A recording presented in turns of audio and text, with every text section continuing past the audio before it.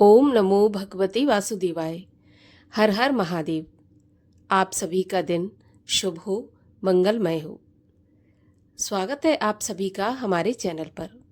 आज के इस वीडियो में हम आपको सुनाएंगे नाग पंचमी की कथा। नाग पंचमी का त्योहार सावन मास के शुक्ल पक्ष की पंचमी तिथि के दिन मनाया जाता है। आज के दिन भगवान शिव और नाग देवता की पूजा की जाती है। ऐसा माना जाता है कि आज के दिन नाग देवता की पूजा करने से जीवन में सर्पदंश के भय से मुक्ति मिलती है और भगवान शिव की कृपा भी प्राप्त होती है। हमारे चैनल पर आप सभी प्रकार की व्रत कथाएं, महात्म और व्रत से जुड़ी जानकारियां सुन सकते हैं, प्राप्त कर सकते हैं। तो इसके लिए अगर अभी तक आपने हमारे चैनल को सब्सक्राइब नहीं किया है, पहली बार चैनल पर आए हैं, तो चैनल को सब्सक्राइब करके बेल आइकन पर क्लिक कर लीजिए। और अगर आज की ये कथा आपको अच्छी लगे तो एक लाइक अवश्य कर दीजिए, क्योंकि आपके लाइक से ही हमें पता चलता है कि आपको हमारा वीडियो पसंद आया है। तो आइए अब आपको सुनाते हैं नागपंचमी के दिन सुनी जाने वाली नागपंचमी की कथा। एक समय की बात है, एक राज्य में एक किसान परिवार रहता था। उस किसान के 2 पुत्र और एक पुत्री थी। एक दिन हल जोतते समय उसके हल से सांप के 3 बच्चे कुचलकर मर गए। नागिन पहले तो रोती रही, विलाप करती रही। फिर उसने अपनी संतान के हत्यारे से बदला लेने का संकल्प किया और रात्रि के अंधकार में नागिन ने किसान, उसकी पत्नी और दोनों लड़कों को डस लिया। अगले दिन प्रातःकाल किसान की पुत्री को डसने के उद्देश्य से वह फिर चली तो किसान कन्या ने उसके सामने दूध से भरा कटोरा रख दिया और हाथ जोड़कर क्षमा मांगने लगी। नागिन ने प्रसन्न होकर उसके माता पिता व दोनों भाइयों को पुनः जीवित कर दिया। उस दिन श्रावण मास के शुक्ल पक्ष की पंचमी तिथि थी। ऐसा माना जाता है कि तभी से और आज तक नागों के प्रकोप से बचने के लिए इस दिन नाग देवताओं की पूजा होती है। एक अन्य कथा के अनुसार एक राजा था, एक ही उसकी रानी थी। रानी गर्भवती थी। उसने राजा से बन करेली खाने की इच्छा व्यक्त की तो राजा को जंगल में बन करेलियां दिखाई दी। राजा ने तोड़कर थैले में भर ली। इतने में नाग देवता वहां पर आ गए और कहने लगे कि तुमने मुझसे बिना पूछे ये बन करेली क्यों तोड़ ली। तो राजा हाथ जोड़कर बोले कि मेरी स्त्री गर्भवती है, उसने बन करेली खाने की इच्छा व्यक्त की थी, मुझे यहाँ पर दिखाई दी तो मैंने तोड़ ली।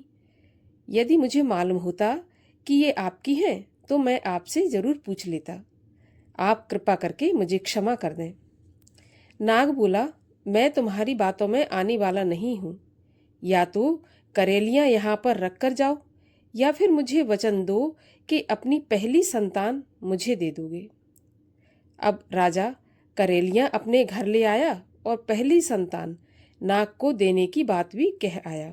अर्थात उसने नाग को वचन दे दिया कि वह अपनी पहली संतान उसे दे देगा। अब रानी से उसने सारी बात कही तो भी रानी ने करेलियां खाने की इच्छा नहीं छोड़ी। यथा समय रानी ने एक पुत्री और एक पुत्र को जन्म दिया।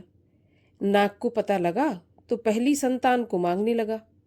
राजा कभी कहते कि मुंडन के बाद ले जाना, कभी कहते कंछेदन के बाद ले जाना, तथा अंत में कहने लगा कि अब तो विवाह के बाद ले जाना।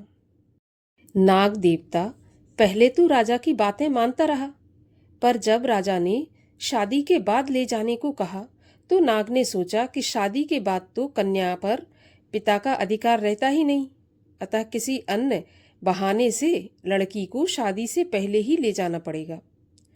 एक दिन राजा अपनी पुत्री के साथ तालाब पर नहाने के लिए गया तो तालाब के किनारे एक सुंदर कमल का फूल था।